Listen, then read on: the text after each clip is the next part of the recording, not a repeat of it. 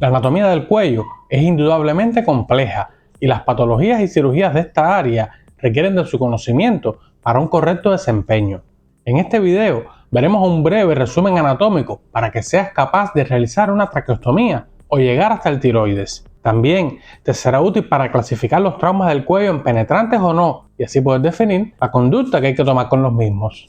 Hoy veremos la anatomía quirúrgica de la región anterior del cuello, así que bienvenidos a Medical Trainer. Yo soy el Dr. Javier Oliva, especialista en cirugía general. Comencemos. La anatomía quirúrgica es la parte de las ciencias básicas que es aplicada por los cirujanos en el desarrollo de los procedimientos quirúrgicos. A diferencia de la anatomía sistémica, la anatomía quirúrgica hace énfasis en las áreas corporales con una visión tridimensional de sus estructuras y en la relación entre estas estructuras, con un interés particular en la localización de las incisiones y que éstas ofrezcan un adecuado campo quirúrgico con un componente estético y funcional propicio de las mismas. La cirugía del cuello es una especialidad de la cirugía general que se ocupa del tratamiento de las enfermedades, ya sean benignas o malignas, de esta localización y eminentemente son de resección, por lo que se debe cumplir con las condiciones de la cirugía oncológica en estos casos. Pero también puede ser necesaria en cirugía de urgencias en los traumas o requerir de un abordaje de emergencia en el caso de las traqueostomías o cricotiroidectomías, que no son procederes específicos de aquellas especialidades quirúrgicas. Por lo que se hace necesario dominar la anatomía básica de la región anterior del cuello para poder realizar adecuadamente una traqueostomía abierta. Pero primero veamos que el cuello es la parte del tronco que une la cabeza al tórax y sus límites superiores son el borde inferior del maxilar inferior y el borde posterior de su rama ascendente, la articulación temporomandibular, la apófisis mastoidea y la línea occipital superior con la protuberancia occipital externa. Y el límite inferior está constituido por el borde superior del esternón y las dos clavículas, y por detrás una línea que pasa de una articulación acromioclavicular a la otra, pasando por sobre la apófisis espinosa de la séptima vértebra cervical. El cuello se divide para facilitar su estudio en triángulos, donde el músculo esternocleidomastoideo lo divide en dos grandes triángulos, que son el anterior y el posterior. El triángulo anterior, que es del que hablaremos hoy, y está limitado por el borde anterior del esternocleidomastoideo y la línea media del cuello, que se extiende desde el manubrio esternal hasta la sínfisis mandibular y el borde inferior del maxilar.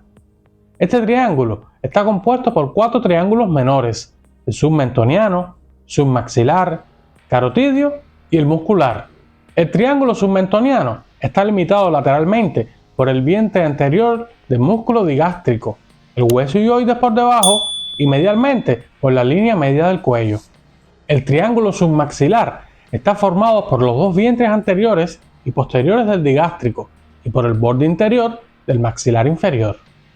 Y el triángulo carotidio está formado por el borde anterior del músculo esternocleidomastoideo, el vientre superior del músculo homoioideo por debajo y el cuerno mayor del hueso hyoides por encima, así como el vientre posterior del digástrico. El triángulo muscular, que es sobre el que haremos mayor énfasis hoy, se ubica por debajo del hueso hyoides y está formado por delante por la línea media del cuello, superiormente por el vientre anterior del homoioideo e inferiormente por el esternocleidomastoideo. El suelo de este triángulo está compuesto por el esternotiroideo y el esternoioideo. Detrás del suelo se encuentra el tiroides, la laringe, la tráquea y el esófago. Las venas yugulares anteriores cursan por delante del músculo cutáneo del cuello a cada lado de la línea media y se unen por debajo de la escotadura esternal.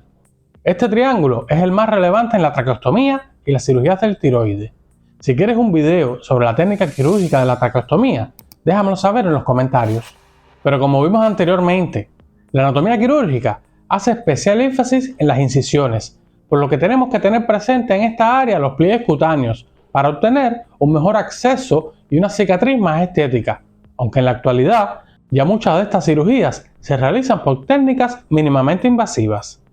Pero la localización de la incisión se pretende que sea estética, por lo que debería quedar localizada en uno de los pliegues cutáneos del cuello que permita mimetizar la cicatriz con los pliegues normales del mismo. Los pliegues no son constantes, pero se describen principalmente tres pliegues cervicales cutáneos, que son el inferior, el medio y el superior, con una frecuencia de identificación clínica de un 32, un 88 y un 75% respectivamente.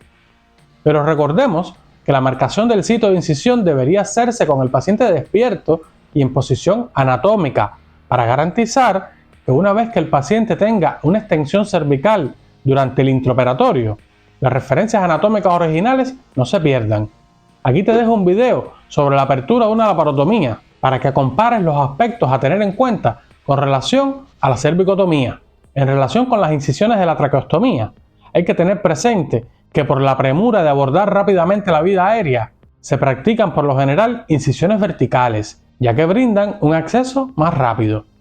Pero hay que tener presente que las capas del cuello son similares a las del resto del cuerpo, hasta que llegamos, por supuesto, a la aponeurosis cervical superficial.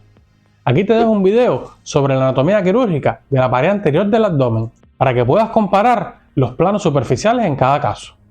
La más superficial de todas estas capas corresponde al estrato laminar del tejido celular subcutáneo que abarca el músculo platisma o músculo tóraco-facial.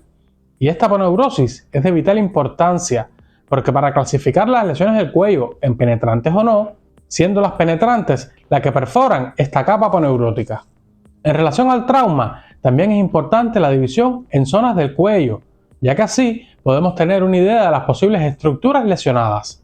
La zona 1 se marca entre dos líneas imaginarias, una que corresponde por encima del orificio de la salida o vértices del tórax y otra que pasa inmediatamente por debajo del cartílago cricoides a nivel de las clavículas. En esta zona se encuentran los vasos subclavios, los grandes vasos del mediastino superior, el esófago, la tráquea, el tiroides, parte del raquis cervical, conducto torácico y se pueden producir lesiones torácicas. Aquí te dejo un video sobre las generalidades del trauma de tórax, para que sepas cómo actuar ante uno de estos. La zona 2 se delimita desde la línea superior de la zona 1 hasta una línea que abarca los ángulos de la mandíbula. Aquí se hallan grandes vasos, las glándulas tiroides, cartílago, hueso hioide, las vértebras, nervios profundos, ganglio y glándulas submaxilares. La zona 3 se encuentra entre el borde superior del cuello y la zona 2, y la base del cráneo por supuesto. Y esto incluye la laringe, la hipofaringe, parte del esófago, las glándulas parotidias, grandes vasos y vértebras cervicales superiores. Pero continuamos con las aponeurosis del cuello.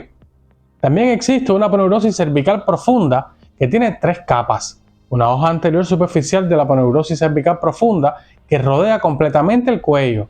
La parte más posterior de esta lámina, entre los músculos tiroideos, el tiroides y la tráquea, se continúa hacia afuera con la vaina carotidia y constituye la aponeurosis pretraqueal o capa media de la aponeurosis cervical profunda. Esta lámina media de la aponeurosis cervical profunda cubre a las glándulas tiroides, conocida también como fascia pretraqueal, dotándola de una cápsula de tejido conectivo de un grosor variable y a veces convertida en una lámina celular, la que envuelve además a la tráquea y al esófago y se relaciona con la vaina carotidia.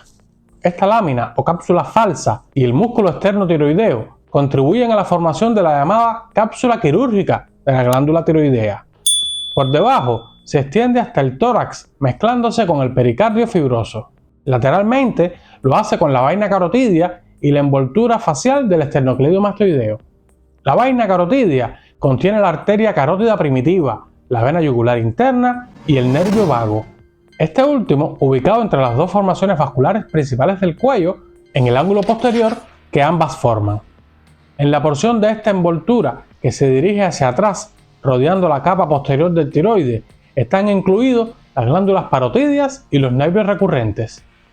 Los ganglios cervicales tienen una vital importancia en la cirugía oncológica y son un punto clave en las grandes resecciones del cuello, que tienen su mayor expresión en el vaciamiento radical por cáncer. Déjame saber en los comentarios si quieres un video específico sobre los niveles de resección ganglionar en el cuello. Aquí te dejo un video sobre la conducta preoperatoria para que sepas cómo preparar a cada paciente ante una cirugía. Continuemos. En la disección por la línea media del cuello nos encontraremos un tejido areolar laxo por el que lateralmente discurren las estructuras vasculares y nerviosas del cuello, y hay que tener un cuidado especial de no lesionar las mismas. En el caso de las cervicotomías laterales, tendremos que conocer estas estructuras para evitar lesionarlas, ya que por este abordaje sí nos las encontraremos en nuestro camino. Una de las complicaciones más temidas en la cirugía del tiroides son las lesiones del nervio recurrente, por lo que es necesario dominar esta anatomía. Recuerda que esto es Medical Trainer y yo soy el Dr. Javier Oliva. Suscríbete para más contenido. Ayúdame a crecer. Hasta la próxima.